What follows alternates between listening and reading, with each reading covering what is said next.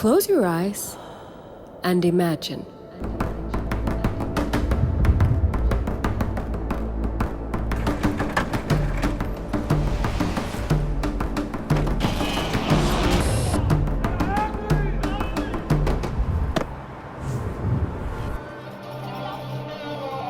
A country with a population of 9.5 million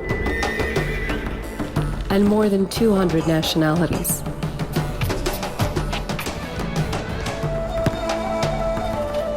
One of empathy, curiosity, and celebrating our differences and seeing what life is like on the other side. Some may call it a dreamland. Others call it the impossible. We call it the United Arab Emirates.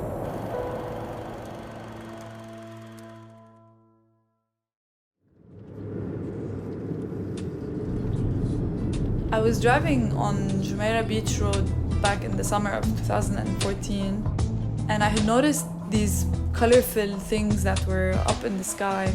Kite surfers that were doing flips and jumps that were like 6-8 meters in the air, and it was amazing. I mean, it was something I had never seen before. I've seen surfers, I've seen wakeboarders, but like kite surfers was my first time, and it was just really amazing.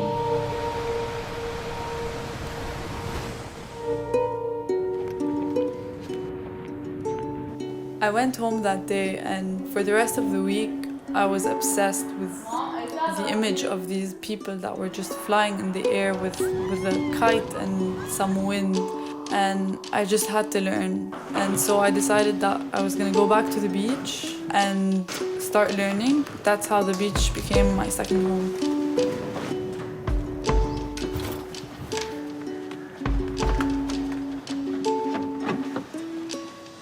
So I was born and raised in the UAE, and one of the biggest advantages is that you're never really far from the beach, and it's never too cold to go to the beach. So I mean, I used to spend every weekend at the beach. My parents raised me as a beach child.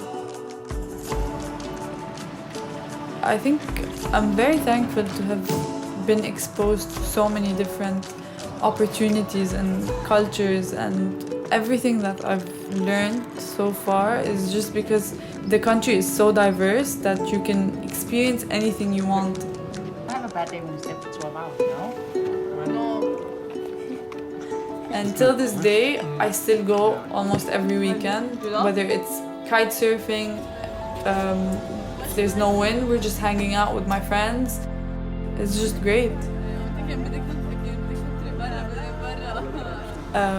There weren't many females, I believe, in the UAE that were partaking in the sport, but I think a lot of the reason was because it seems like a tough sport that would take a lot of time to learn. You take a lot of beatings, you drink a lot of the water. I mean, I'm not gonna lie, I swallowed half the ocean.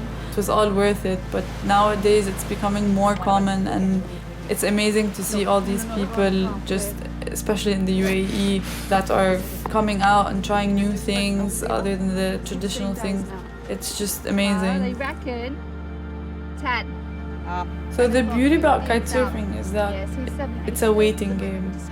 It really tests you. It tests how passionate you are about the sport. If you're either willing to wait for 3 to 4 hours for the wind to come in, or you're just not. You just pack your stuff and you go home. But when you do wait and when the wind does come through, I think it's just one of the greatest feelings ever. Because you can see the happiness on people's faces when they've pumped their kites, especially during the heat, and then we just run down. You just grab your board, launch your kite, and run to the water.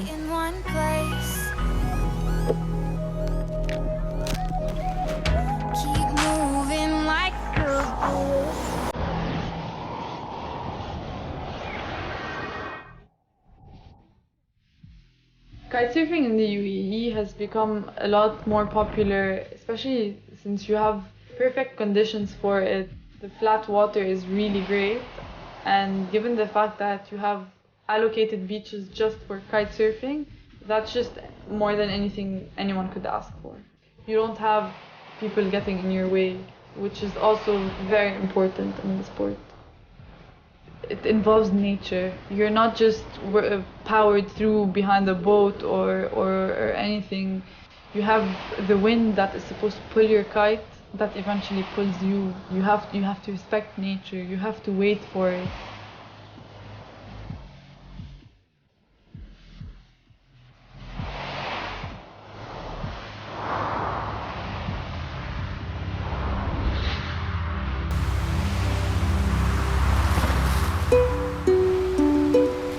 So just, waking up in the morning and heading over to the beach to watch the sunrise, the sound of the waves crashing on the shore, the smell of the sea, there's no greater feeling than that.